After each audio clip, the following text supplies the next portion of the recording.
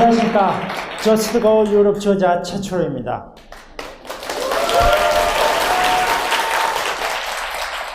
젊은 여러분들 보니까 활기차고 에너지 있고 뭔가 꽃 같은 여러분 보니까 제가 젊어진 것 같습니다. 너무 반갑습니다. 청춘이 부럽습니다. 청춘이 부러워요. 자, 오늘의 주제는 꽃보다 여행입니다. 그런데 본 강연 시작하기 전에 여러분들에게 제가 퀴즈를 내겠습니다. 그래서 이 책을 내가 드리겠습니다. 이 책이 안 팔려가지고 그냥 주는 게 아닙니다. 이거 베스트셀러 책입니다. 그래서 먼저 제가 이 사진을 보여주면 이게 누군가 잘 보세요. 그리고 시간상 제가 처음만 퀴즈 내고 그 다음에 강연이 끝난 다음에 제가 나머지는 제가 강연 30분 내용을 제가 복습할 겸 그때 제가 다시 질문 주겠습니다. 그때 대답하면 또 책을 주겠어요. 알았어요? 네. 대답 잘합니다. 의식 많이 본 것 같지 않습니까? 이 사람 이름이 뭘까요? 잘생겼네요. 똑같은 여자입니다. 근데 이건 중년 부인이에요. 네, 맞습니다. 나오세요.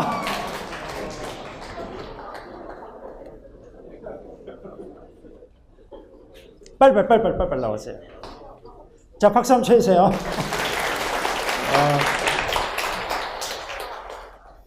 네, 마리 앙뚜아네트입니다. 루이 16세 부인이죠. 프랑스 대혁명 때 프랑스 재정 파탄시켰다고 길로틴 사형대에서 처형을 당합니다. 비운의 여성이죠. 자, 여기는 오스트리아 비엔나의 쉰브른 궁전입니다. 이 주인이에요. 이 여자가 처녀 때 모습입니다. 이거는 이제 엄마가 됐을 때 여제입니다. 여제. 굉장히 차이가 있죠? 처녀 때. 오스트리아 최대의 미인. 그래가지고 드디어 여자 황제가 됩니다. 그래서 오스트리아를 굉장히 막강한 제국으로 만들어요. 누굴까요? 예. 네, 맞습니다. 나오세요. 수준 있네. 네. 박수 주세요. 멋있죠? 예쁜 여자입니다. 나이 좀 먹었어요. 이 긴 머리 있죠? 이게 이 바닥에 답니다. 이게 자기 트레이드 마크예요, 이 여자의. 그래가지고 머리 손질하는데 하루가 걸립니다. 그 정도로 이 여자는 매력 있는 여자예요. 바로 예복을 입었을 때 모습입니다. 오스트리아 여러분들 이제 비엔나 여행하러 가잖아요. 그러면 기념가게 가면은 이 여자한테는 사진으로 도배가 되어 있어요. 그 정도로 오스트리아에서는 굉장히 인기 있는 여자입니다. 누굴까요? 네. 네, 맞습니다. 나오세요. 수준 있네요.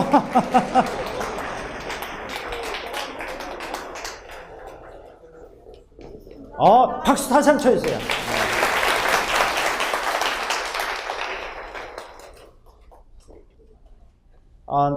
이 여자는 굉장히 자유분방합니다. 그래서 궁중생활 잘 적응을 못해요. 그래서 여행을 잘 다닙니다. 그러다가 스위스에서 암살자에게 저격당해 죽습니다. 비운의 여성이죠, 이분도. 근데 아까 처음에 이 마리아 테레지아 있잖아요. 이분이 딸을 11명 납니다. 자녀가 16명인데 11명 중에 10명이 딸이에요. 그래서 정략 결혼시킵니다. 바로 막내딸이 누구냐? 마리 앙뚜아네트입니다. 그래가지고 프랑스하고 개선을 위해 가지고 결혼을 시켜요.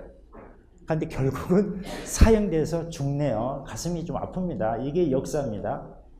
자, 그러면 이제 본 강연을 들어가기 전에 먼저 사진을 조금씩 더 보여주고 긴장을 좀 풀겠습니다. 이게 무슨 성일 것 같습니까? 여기서 많이 본 것 같지 않아요?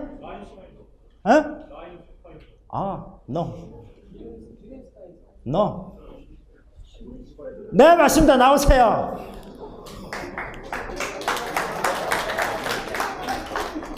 수준들이 있네요. 독일 휘센에 있는 노이슈반슈타인성입니다. 무슨 모델이 됐어요, 이게? 무슨 모델이 됐을까요? 네, 그렇죠. 디즈니랜드의 모델이 됩니다. 미안.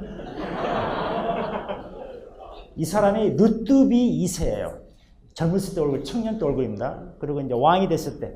이 사람이 박은혜에 미쳐요. 그래가지고 멋진 성을 만듭니다. 그게 바로 이 노이슈반슈타인성이에요. 이거는 유럽에서 제일 인기 있는 곳입니다. 여기를 관람하려면 있잖아요.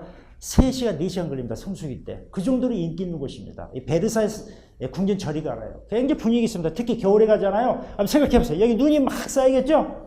분위기 있습니다. 아주 멋있어요, 여기가. 그래서 꼭 한번 가보세요. 이제 지금부터는 이제 편안하게 이제 퀴즈 없습니다. 여기가 독일의 로텐부르크입니다. 중세도시예요. 중세도시. 완전 동화 속에. 그리고 여러분들 여기 딱 가잖아요. 그러면 내가 중세에 왔나? 그런 생각이 들어요. 13세기, 14세기 분위기를 느낄 수가 있어요. 이게 독일의 로텐부르크 도시입니다. 여기는 어디 것 같아요? 스페인의 세고비아. 세고비아의 이게 수도교입니다. 그러니까 이게 로마 시절에 건설한 수도교예요. 수도교가 뭐냐면 여기서 물 있잖아요. 지금 요즘 얘기하면 그 수도관. 물을 이렇게 공급한 거예요. 물을 공급해가지고 이렇게 마을로 가져가는 겁니다. 2000년 됐는데 그대로 남아있잖아요. 우리는 목조 건물이요. 그죠? 서울 조선이, 한양이 조선 왕조 500년의 역사가 있습니다. 여러분들 경복궁 이런 고궁 빼놓고 한양 500년의 역사를 느껴볼 수가 있어요? 너무 가슴이 아파요. 왜? 우리는 목조 건물이니까. 하지만 유럽은 석조 건물이에요. 이게 2000년 전에 이 모습이 그대로 남아있잖아요. 그러니까 우리가 유럽 가면 뿅 갑니다. 왜? 그 모습들을 그대로 볼 수가 있으니까. 자, 여기 어딜까요? 꽃보다 누나에 나오는데. 꽃보다 누나. 네, 크로아티아 맞습니다. 크로아티아 어딜까요? 도시 이름. 자, 이거 주겠습니다. 도시 이름. 예? 예? 또? 어이? 땡. 네, 맞습니다. 두브로브니크 나오세요.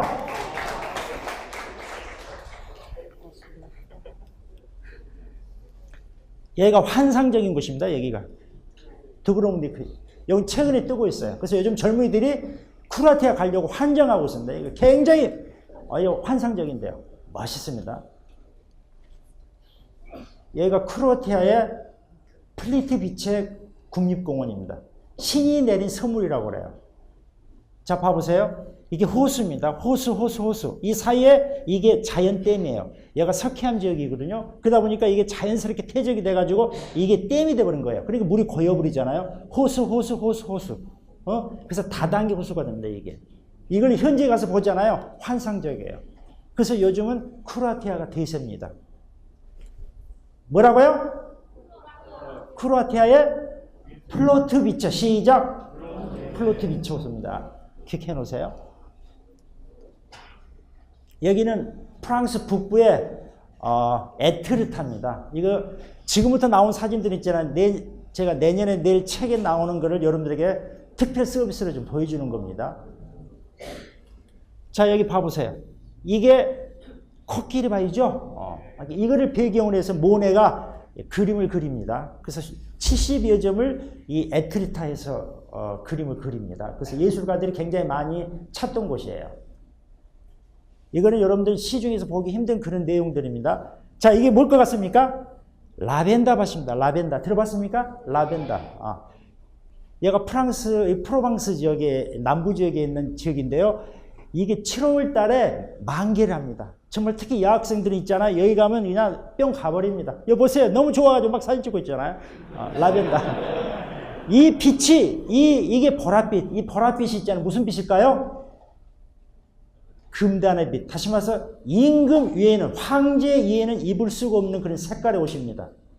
이 보라색이. 이 보라색은 햇빛에 이게 변하지가 않아요. 그렇기 때문에 영원한 색입니다. 그래서 이 라벤더는 이 목욕용품, 향수로도 많이 쓰고 있어요. 그래서 프랑스 이 라벤더는 정말로 환상적인 것입니다. 여기 한번 여러분들 이 다음에 한번 가보세요.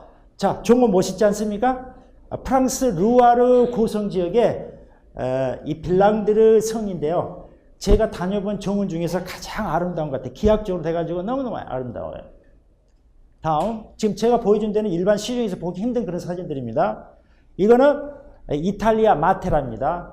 다시 말해서 언덕에 그 암석에 구멍을 뚫어가지고 이 동굴, 거기서 사람이 사는 동굴 거주지입니다. 그래서 사시라고 그래요. 그래서 이게 또 굉장히 이질적인 감이 있으면서 하여튼 마테라를 간 사람들은 다 뿅 갑니다. 그 다음에 잡아보세요. 이거는 계곡이죠, 계곡. 계곡에 이렇게 언덕 위에 이렇게 집이 있어요. 풍화적에 의해 가지고 이렇게 됩니다. 천연의 요새 같잖아요. 지금도 한 20, 30명 살고 있습니다. 여기를 가려면 이렇게 이 좁은 도로를 지나가야 돼요. 아침에 있잖아요. 여기 안개 끼고 구름 끼잖아요. 그럼 이게 붕 떠 있습니다. 이게 공중 속에 있는 하나의 마을처럼 보여요. 아주 신비로운 동네입니다. 그러니까 이것도 여기도 이렇게 여행 마니아들이 많이 찾는 곳이에요. 자, 여기는 라벨로, 이탈리아 라벨로인데 여러분들 그 음악가 바그너 알죠? 바그너가 이 라벨로 와가지고 주변 경관이 너무너무 아름다워가지고 여기서 오페라를 비롯한 여러 가지 음악 작곡을 합니다. 그래서 여기는 예술가라든지 이런 연예인들이 많이 찾는 곳이에요. 굉장히 환상적인 동네입니다. 이제 우리가 이제 본 강의를 시작하도록 하겠습니다. 꽃보다 여행.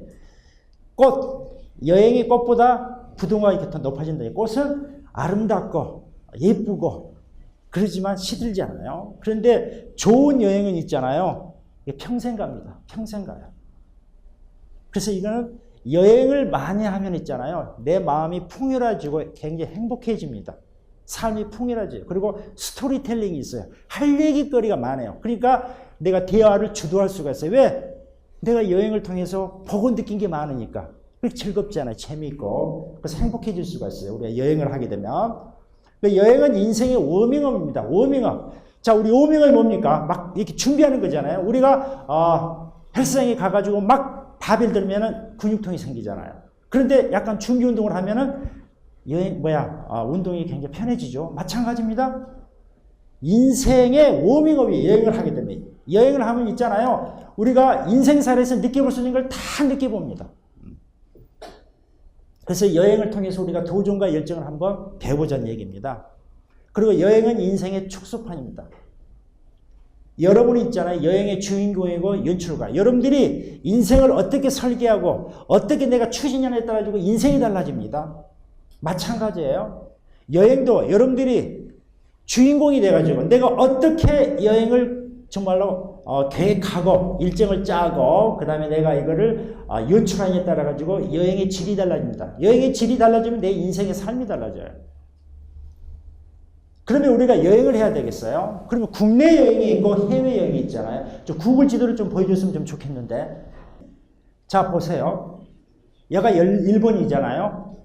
국내 여행보다는 저는 해외 여행이 좋다고 그랬어요. 왜 그러냐면 국내 여행이 있잖아요. 절실하지가 않아요. 도전을 하기에는 국내 여행은 너무 아니에요. 예를 들어서 내가 돈 떨어졌다. 친구한테 콜하면 되잖아요. 돈 떨어졌다. 집에다가 전화하면 되잖아요. 그러면 마음이 헬리콥터 타고 와가지고 돈 여기 있다 내 아들하고 주잖아요. 그러니까 별로 국내 여행에서는 내가 절실함을 못 느껴요. 그러니까 여행다운 여행이 안 돼. 그런데 해외여행 가잖아요. 그럼 일단 어쩝니까? 내 주변에 아무도 없어. 나밖에 없어. 내가 주인공이야. 내가 감독이고 내가 어떻게 연출하냐에 따라 가지고 그 공경을 내가 빠져나갈 수 있어. 내가 지금 파리 갔는데 소매치기한테 내 지갑을 잊어버렸어. 어떻게 할 겁니까? 거기서 내가 내 인생을 정말 책임질 수 있는 내가 내 능력을 발휘를 해야 된다는 얘기예요. 그러니까 거기서 뭔가요? 삶의 지혜를 배우게 됩니다. 그리고 말이 통하지가 않잖아요. 우리 한국말이 아니야. 그러니까 어떻게 해서든 내 입장을 알려줘야 돼. 그러다 보니까 언어를 극복해야 돼. 근데 내 영어 실력이 좀 부족하다. 알았어. 그럼 내가 귀국해가지고 영어 공부를 미치도록 해야 되겠다. 그럼 또 깨닫게 되고. 그리고 내가 버스, 지하철, 내 힘으로 내가 가야 돼. 타고. 어디를? 호텔로 가야 돼.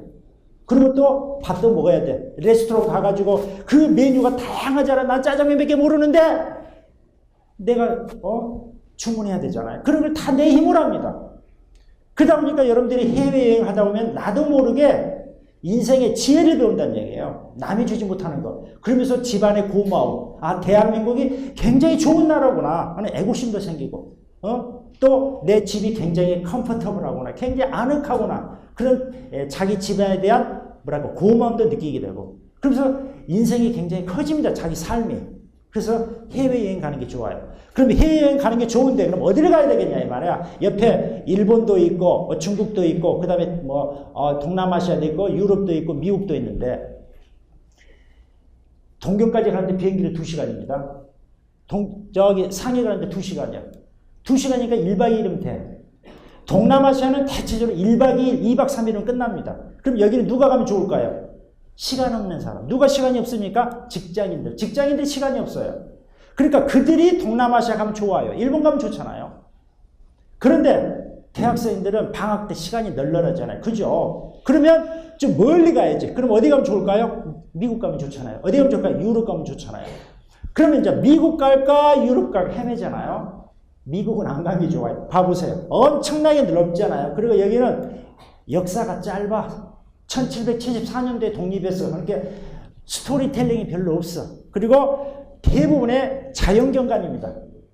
자연경관은 그냥 보면은 그걸로 끝나요. 느낀 게 별로 없습니다. 그리고 무엇보다도 교통이 너무 안 좋아. 이건 전부 자가용으로 움직여야 돼.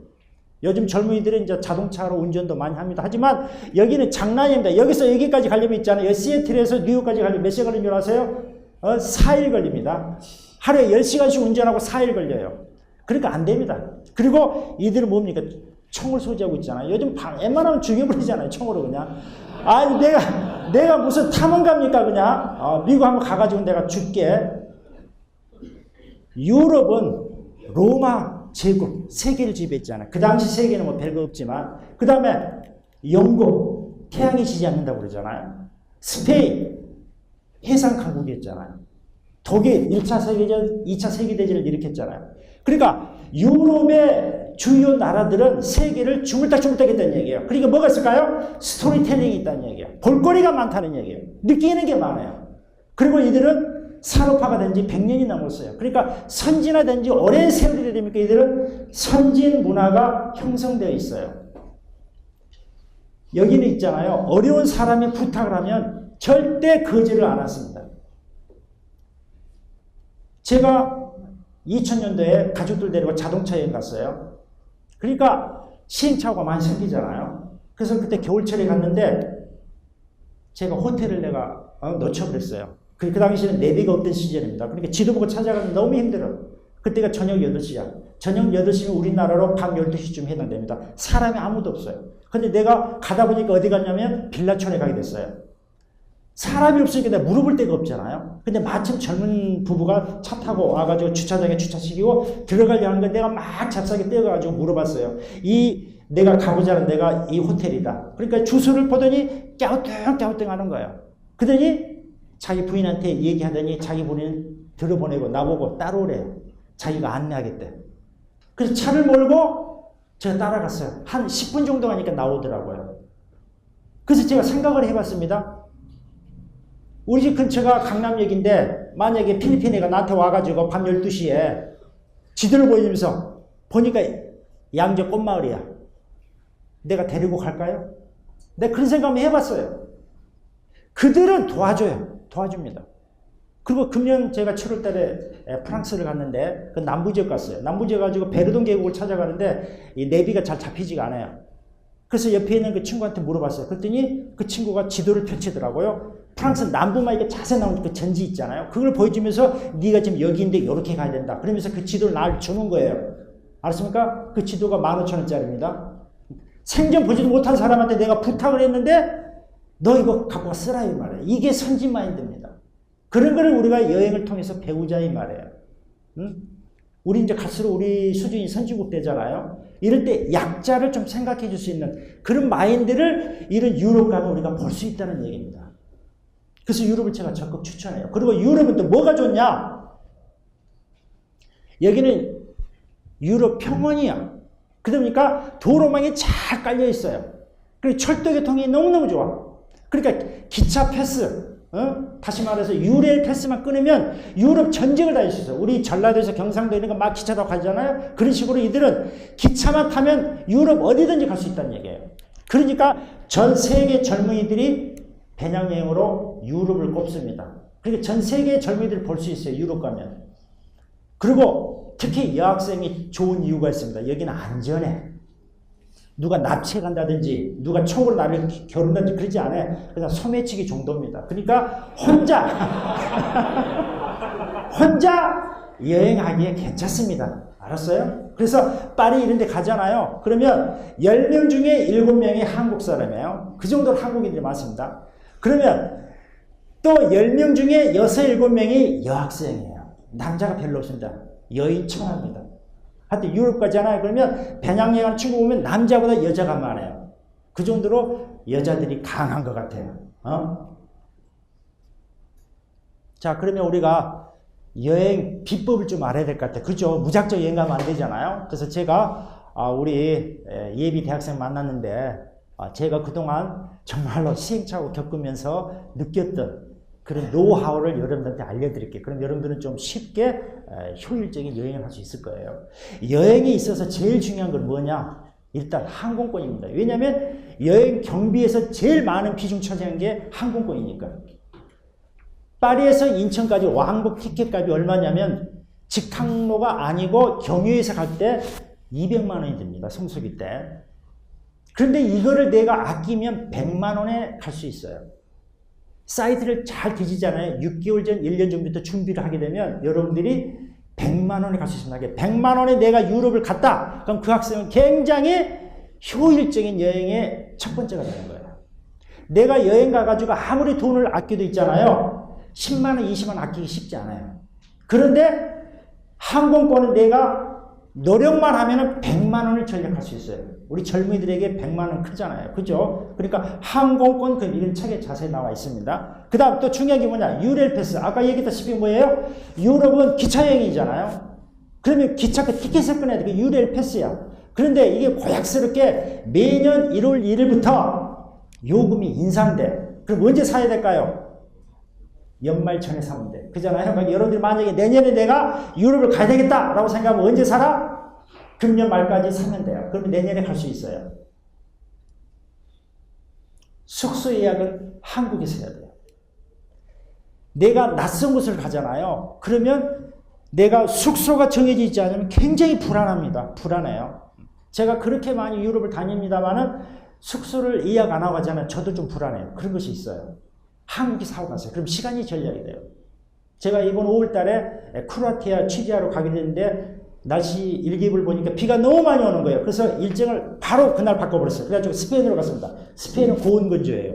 비가 안 와. 그래서 스페인으로 갔습니다. 그래서 세고비아까지 저는 이제 유럽 가면 이제 자동차로 다닙니다. 12시간 몰고 갔어요. 그래서 세고비아 딱 도착했어요. 저녁 8시더라고요. 호텔 들어가야 되잖아요. 그런데 8시부터 밤 12시까지 호텔을 구하지를 못했어요. 가는 5월달이면 비수기입니다. 그러면 이 방이 비어있어야 정상이에요. 그런데 방이 다 차 있는 거예요. 왜 그런가? 제가 한번 뒤져봤더니 그때가 부활절이에요. 그러니까 스페인 전역에 있는 사람들이 전부 세고비아로 다 몰려든 거예요. 그러니까 모든 게 풀이에요. 그래서 별 4개짜리를 제가 알아봐도 다 풀이에요. 그래서 밤 12시가 되네요. 지쳐버려요, 제가. 4시간 동안 제가 헤맸습니다. 숙소로. 그러다가, 그냥 차 속에서 잠자지.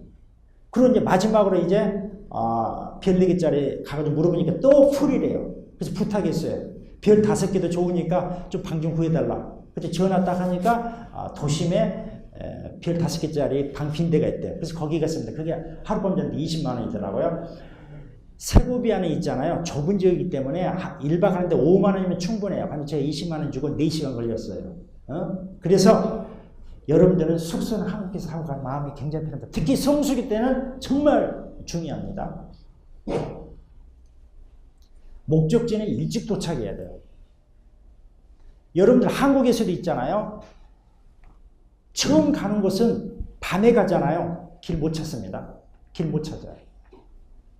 그래서 되도록이면 해가 지기 전에 가야 돼. 해가 지기 전에. 여름에는 서머타임이 적용되니까 우리보다 1시간이 빠릅니다. 그러니까 9시까지 혼해요. 여름철에는. 그런데 겨울철에 있잖아요. 서머타임이 다시 해제됩니다. 그래서 다시 쓰면 컴컴해. 그리고 유럽의 겨울은 우리 겨울하고는 차원이 다릅니다. 이들은 밤의 문화가 없어요. 밤만 되면 껌껌합니다. 그렇게 내가 8시에 도착했다. 그러면 누구한테 물어보고 싶어도 물어볼 사람이 없어. 길거리에 사람이 없으니까. 그래서 해지기 전에 여러분들이 숙소를 찾아가야 돼요. 그러니까 언제가 좋을 것 같아요? 여름, 겨울. 여름이 좋죠. 왜? 9시까지 혼하니까. 그 다음 여행 안내서로 활용한다.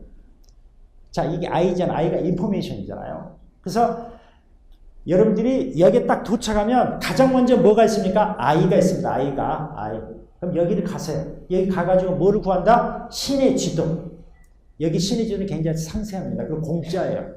그럼 이 지도만 보면 내가 찾아갈 수 있잖아요. 그리고 여러 가지 물어보면 돼. 특히 영어를 잘하면 이제 더 좋죠. 그런데 이런 여행 안내서는 있잖아요. 굉장히 좀 불친절합니다. 왜냐하면 수없이 많은 사람을 대하잖아요. 근데 거기다가 또 색깔도 누리끼리 하면서 영어도 버벅거리고 하면 아주 사람 우습게 알아버립니다.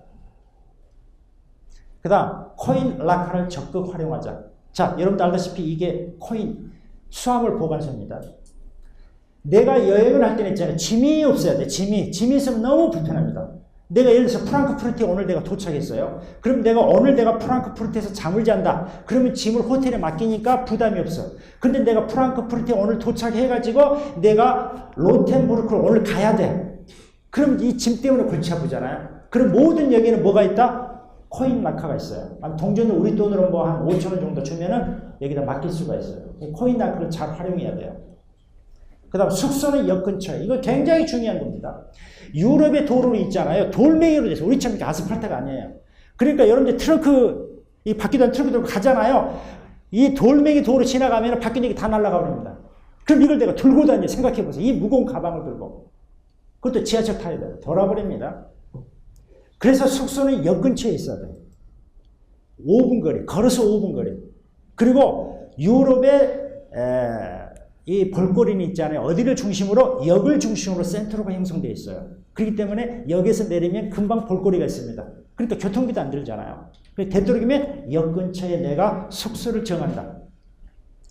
그 다음 우리 대학생들 굉장히 주머니 사정이 안 좋잖아요. 그러니까 저렴한 숙소를 차지할 때 가장 좋은 데가 어딜까요? 민박집입니다.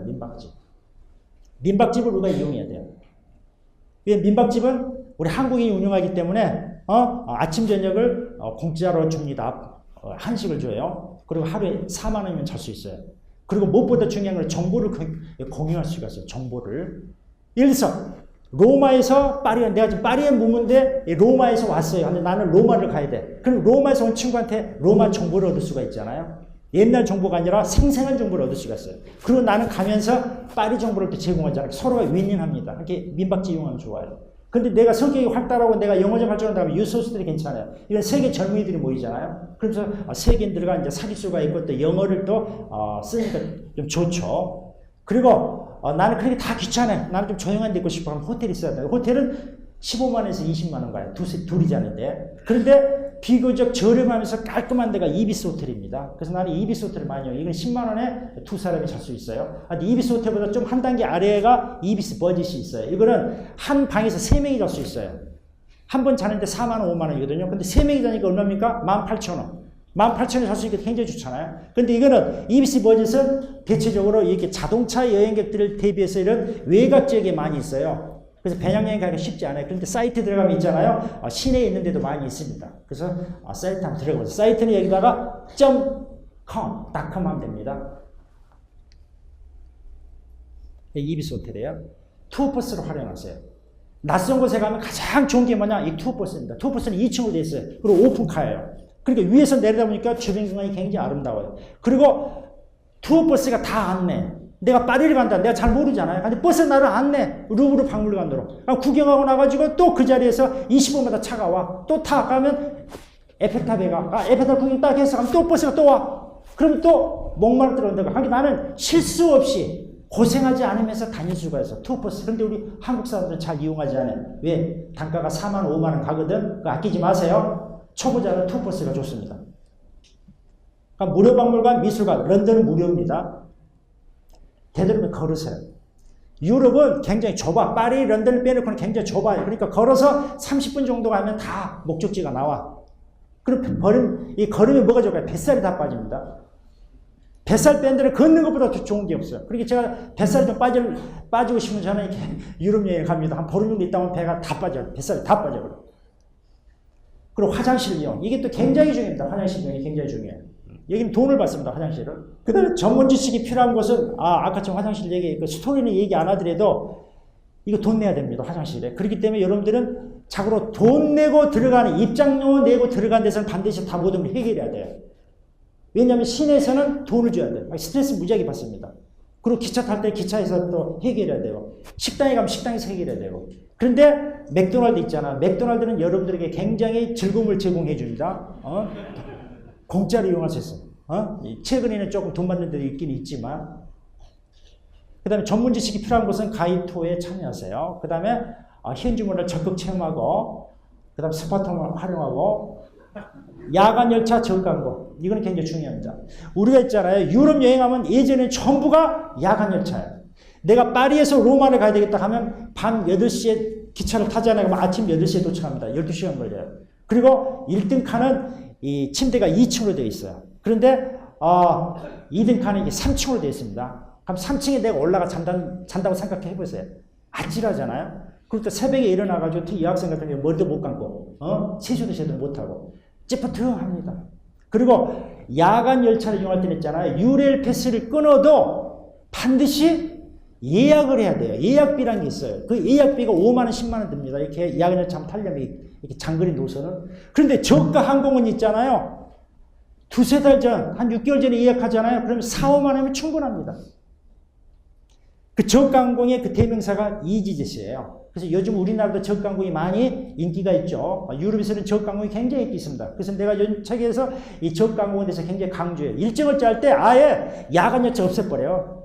골치 아프잖아요. 그냥 밤에 다니고 하려면. 저가 항공은 2시간이 겁니다. 파리에서 로마까지 2시간. 그리고 4만 원에서 5만 원이에요. 알았어요? 저렴하잖아요. 그래서 저가 항공으로 다니면 굉장히 여행이 좀 쾌적해집니다. 그 다음에 여행의 즐거움은 간소한 짐에서 시작됩니다. 이걸 명심하세요. 내가 로마 테르미니 역에서 젊은 우리 한국 여성을 만났어요. 보니까 짐이 있다만 해요. 그래서 만나고 얘기하니까 참 미쳐 죽겠대요. 나 지금 한국으로 돌아가고 싶대. 짐이 이렇게 크다 보니까 어디 다닐 수가 없다는 얘기야. 그리고 도로가 울퉁불퉁하고. 그래서 정말로 후회스럽다. 짐 많이 갖고 온 게. 여러분들 지문이 있잖아요. 기내용 가방. 내가 보름 있든 한 달 있든 기내용 가방에다가 다 집어넣어요. 그러니까 모든 짐을 이 기내용 가방에 맞추세요.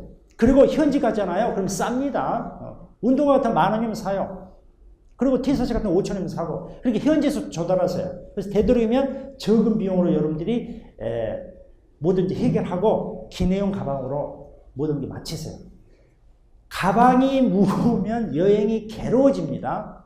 여행이 즐거워지려면 짐이 어째야 된다? 가벼워야 된다.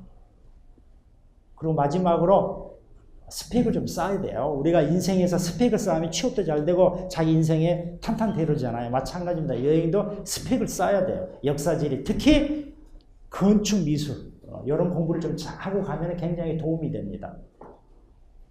도전과 열정은 촘촘하게 누릴 수 있는 특권이에요. 이 젊음을 잘 여러분들 도전 한번 해보기 바라겠습니다. 시간이 짧다 보니까 하고 싶은 얘기는 많은데 여기서 끝내야 될 것 같습니다. 감사합니다.